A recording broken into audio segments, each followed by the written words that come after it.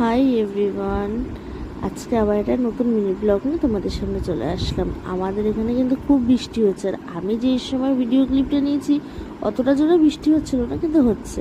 আর দেখেছো আমার নয়নতারা গাছের তুলসী গাছটা কি সুন্দর ফুল হয়েছে না? তার বৃষ্টির দিনে সবার কি খেতে ইচ্ছা করে? খিচুড়ি। হ্যাঁ, আমার বাড়িতে আজকে আমি খিচুড়ি বানাবো। সকালে ঘুম থেকে উঠে যখন দেখলাম এরম ওয়েদার, মনে হলো না আজকে খিচুড়ি বানাবো। আর এদিকে ততক্ষণে আমার বরমশাই তো নিয়ে চলে এসেছে বাজার থেকে পাবদা মাছ। এবার সেটাকে রান্না করতে হবে। জানলাম খিচুড়ির সাথে পাবদা মাছ কী রান্না করবো, তো মাছ ভাজাই বানাবো। বাদ বাকি মাছগুলো তুলে রেখেছি পরিষ্কার করে নিয়ে, আর 3 পিস করবো, তার সাথে ডিমের অমলেট। আর এদিকে খিচুড়ির জন্য চাল আর ডালটা সিদ্ধ করতে বসিয়ে দিয়েছিলাম, তার সাথে মশলাটাও কষে নিয়েছি, এখন খিচুড়ির মধ্যে দিয়ে দিয়েছি।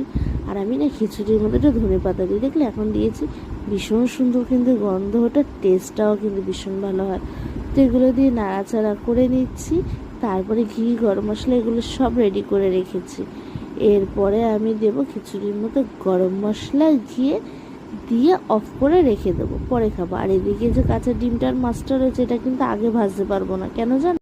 কারণটা হচ্ছে উনি এগুলো গরম গরম খেতে ভালোবাসে, ডিমের অমলেট আর মাছ ভাজা। ওর জন্য আমি খিচুড়িটা তৈরি করে ঘি, গরম মশলা সব দিয়ে আমি এটা গ্যাস থেকে নামিয়ে রেখে দেবো।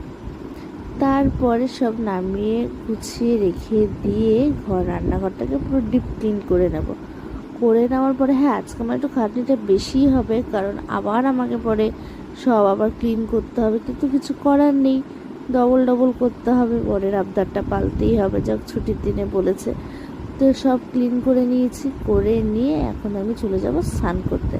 স্নান করে ফ্রেশ হয়ে নিয়ে তারপরে চলে এসেছি ঠাকুরকে পুজো দিতে।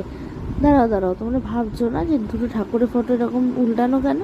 আমার গোছি লেগে গেছে জানো, ওর জন্য সেই সময় তো ঠাকুর তো এরকম সোজা করে রাখতে নেই, তারা মায়ের ঠাকুর এখন শক্তি ঠাকুর, ওর জন্য উল্টে রেখেছি।